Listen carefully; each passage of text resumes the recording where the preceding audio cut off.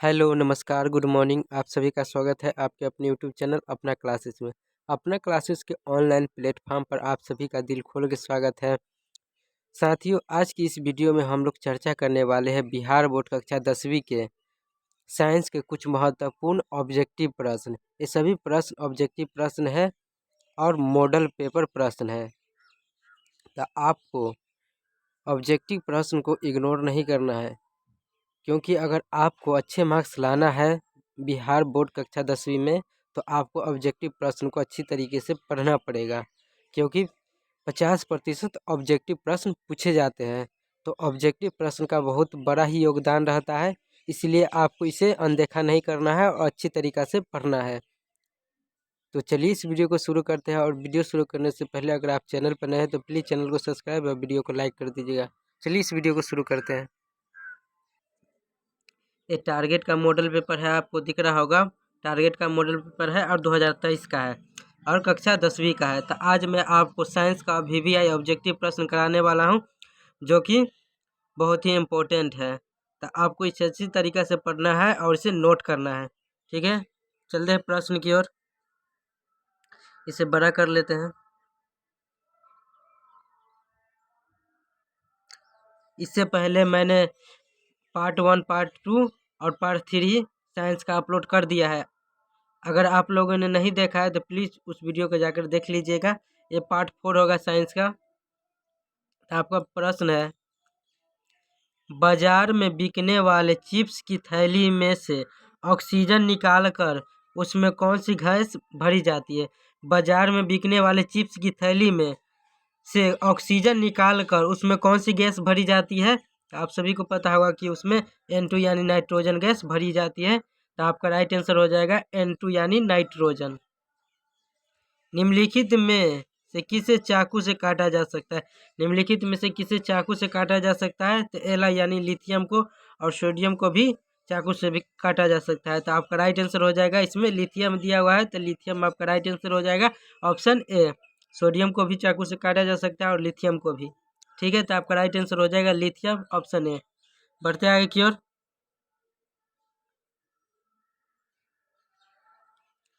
Cinnabar किसका अयस्क है। सिनेबार किसका अयस्क है। तो आप सभी को पता होगा कि सिनेबार जो है पारा का अयस्क है, यानी ऑप्शन सी आपका राइट आंसर हो जाएगा, Hg। यानी Hg किसका सूत्र होता है, तो पारा का।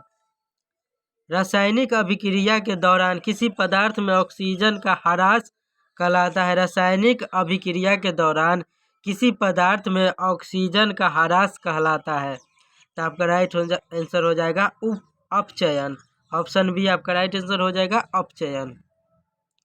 एल्युमिनियम पर मोटी ऑक्साइड की परत बनाने की प्रक्रिया कहलाती है। एल्युमिनियम पर मोटी ऑक्साइड की परत बनाने की प्रक्रिया कहलाती है। तो आपका राइट आंसर हो जाएगा, ऑप्शन बी, एनोडीकरण।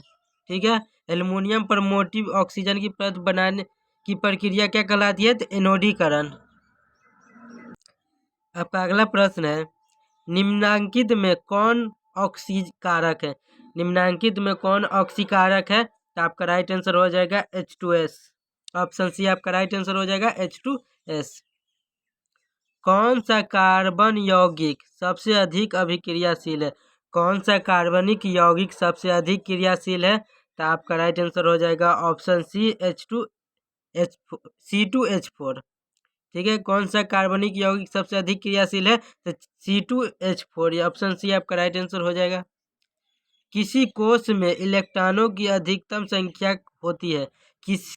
किसी कोश में इलेक्ट्रॉनों की अधिकतम संख्या होती है। तो आपका राइट आंसर हो जाएगा, ऑप्शन बी, 2n² में। किस कोश में इलेक्ट्रॉनों की अधिकतम संख्या होती है, तो 2n² में। तो ऑप्शन बी आपका राइट आंसर हो जाएगा।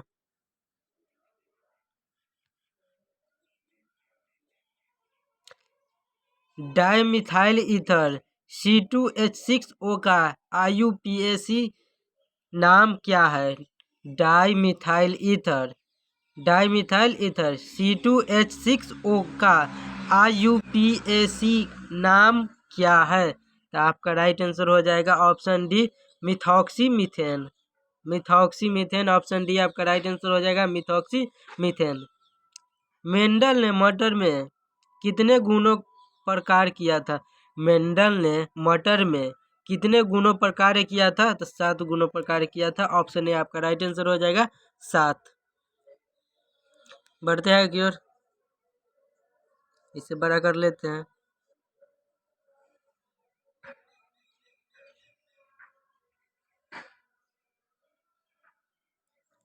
आपका अगला प्रश्न है, ऑक्सीजन है तो ऑक्सीजन क्या है? तो आपका राइट आंसर हो जाएगा एक हार्मोन है। ऑक्सीजन क्या है? तो एक हार्मोन है। तो ऑप्शन ए आपका राइट आंसर हो जाएगा। श्वसन किस प्रकार की अभिक्रिया है? श्वसन किस प्रकार की अभिक्रिया है? तो उपचयन अभिक्रिया है। तो ऑप्शन ए आपका राइट आंसर हो जाएगा उपचयन। मेथेनोइक अम्ल का सामान्य नाम क्या है? मेथेनोइक अम्ल का सामान्य नाम क्या है? तो आपका राइट आंसर हो जाएगा option C, option A formic अम्ल। मेथेनोइक अम्ल का सामान्य नाम क्या है? तो फॉर्मिक अम्ल है। बढ़ते हैं की ओर, और फॉर्मिक अम्ल किसमें पाया जाता है? तो जो लाल चींटी होता है उसमें फॉर्मिक अम्ल पाया जाता है। उसके डंक में जो होता है फॉर्मिक अम्ल होता है। तो मेथेनोइक अम्ल का सामान्य नाम क्या है? तो फॉर्मिक अम्ल। ऑप्शन ए आपका राइट आंसर हो जाएगा। बढ़ते आगे की ओर, धोबिया सोडा का रासायनिक सूत्र। धोबिया सोडा का रासायनिक सूत्र क्या है? धोबिया सोडा यानी धोने वाला सोडा, जो वॉशिंग सोडा होता है, उसका रासायनिक नाम क्या है? तो आपका राइट आंसर हो जाएगा option B Na2CO3 into 10H2O। तो ऑप्शन बी आपका राइट आंसर हो जाएगा Na2CO3 इंटू 10H2O। He परमाणु के बाहरी कक्षा में कितने इलेक्ट्रॉन रहते हैं? He यानी हीलियम परमाणु के बाहरी कक्षा में कितने इलेक्ट्रॉन रहते हैं? तो 2 रहते हैं। ऑप्शन बी आपका राइट आंसर हो जाएगा। जल में घुलनशील भस्म क्या कहलाते हैं? जल में घुलनशील भस्म क्या कहलाते हैं? तो जल में घुलनशील भस्म क्षार कहलाते हैं। ऑप्शन ए आपका राइट आंसर हो जाएगा क्षार। ठीक है, बढ़ते हैं की ओर।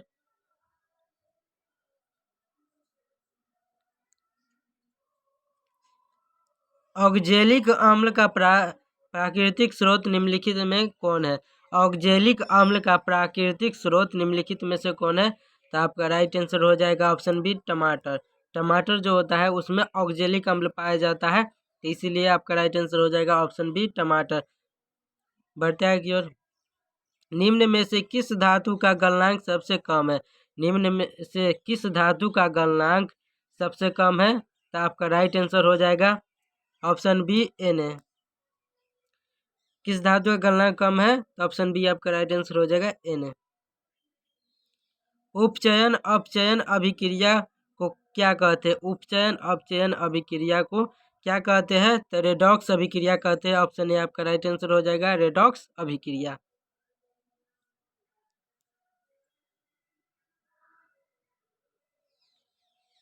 कौन धातु है जिसका दहन चमकदार श्वेत ज्वाला के साथ संपन्न होता है? कौन धातु है जिसका दहन चमकदार श्वेत ज्वाला के साथ संपन्न होता है? तो आपका राइट आंसर हो जाएगा ऑप्शन सी Mg यानी मैग्नीशियम। कर्मा कुंचम गति कहाँ पाई जाती है? कर्मा कुंचम गति कहाँ पाई जाती है? तो आपका राइट आंसर हो जाएगा ऑप्शन बी आहार नाल में, आहार नली में। कर्मा कुंचम गति कहाँ पाई जाती है? तो आहार नली में। ऑप्शन बी आपका राइट आंसर हो जाएगा। बढ़ते हैं की ओर, टैनिन मुख्यतः कहाँ जमा होता है? टैनिन मुख्यतः कहाँ जमा होता है? तो वृक्ष के छाल में। वृक्ष के छाल में टैनिन मुख्यतः जमा होता है। तो आपका राइट आंसर हो जाएगा ऑप्शन ए वृक्ष के छाल में। टैनिन जो होता है कहाँ मुख्यतः पाया जाता है? तो वृक्ष के छाल में। हृदय का पेस मेकर कहते हैं। हृदय का पेस मेकर किसे कहते हैं? तो आपका राइट आंसर हो जाएगा option A SA node. SA node को हृदय का पेस मेकर कहा जाता है। तो ऑप्शन ए आपका राइट आंसर हो जाएगा।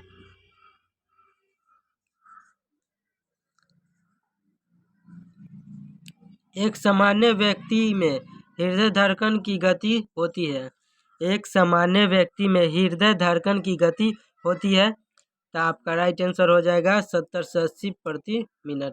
70 से 80 प्रति मिनट, ऑप्शन सी आपका राइट आंसर हो जाएगा। एक सामान्य व्यक्ति में हृदय धड़कन की गति होती है 70 से 80 प्रति मिनट।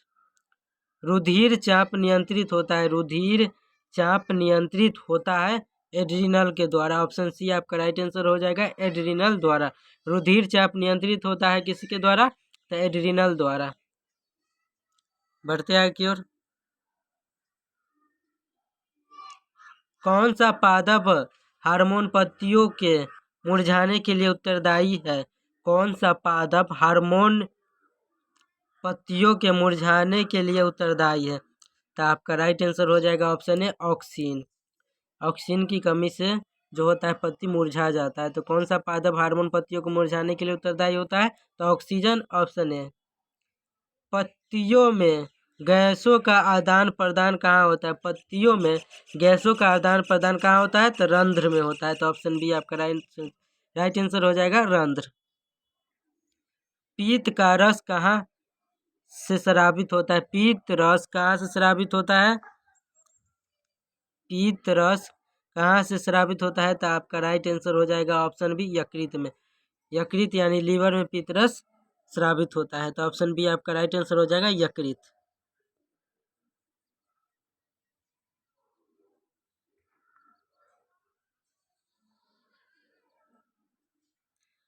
आपका अगला प्रश्न है, कवक में पोषण की कौन सी विधि पाई जाती है? कवक में पोषण की कौन सी विधि पाई जाती है? तो मृतजीवी पाई जाती है। ऑप्शन ए आपका राइट आंसर हो जाएगा मृतजीवी। समजात अंगों का उदाहरण है, समजात अंगों का उदाहरण कौन सा है? तो आपका राइट आंसर हो जाएगा ऑप्शन ए हमारा हाथ और कुत्ते के अग्रपात। समजात अंगों का उदाहरण है हमारा हाथ और कुत्ते के अग्रपात। तो ऑप्शन ए आपका राइट आंसर हो जाएगा।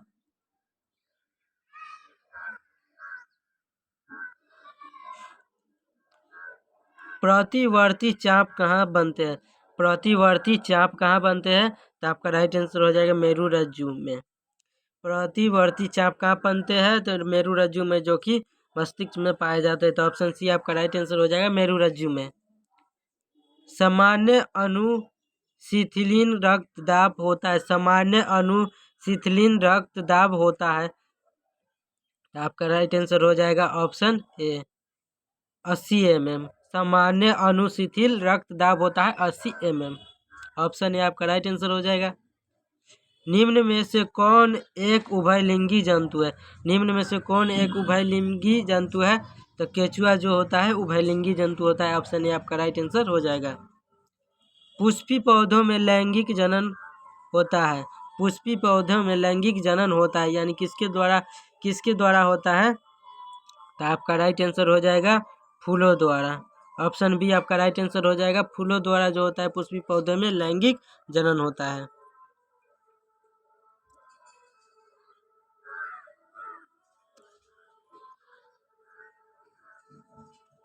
निम्न में कौन एक लिंगी पुष्प है? निम्न में से कौन एक लिंगी पुष्प है? तो आपका राइट आंसर हो जाएगा पपीता। एक पपीता जो है एक लिंगी पुष्प है। तो ऑप्शन सी आपका राइट आंसर हो जाएगा पपीता पुष्प। निम्न में से कौन बौने पौधे को दर्शाता है? निम्न में से कौन बौने पौधे को दर्शाता है? तो आपका राइट आंसर हो जाएगा option D T, capital T capital T. निम्न में से कौन बौने पौधे को दर्शाता है? तो ऑप्शन डी आपका राइट आंसर हो जाएगा कैपिटल टी कैपिटल टी।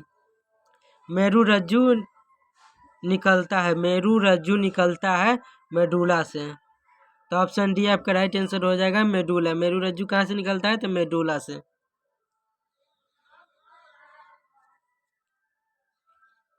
एक कोशिकीय शैवाल में जल का परिवहन डैश द्वारा होता है। एक कोशिकीय शैवाल में जल का परिवहन किसके द्वारा होता है?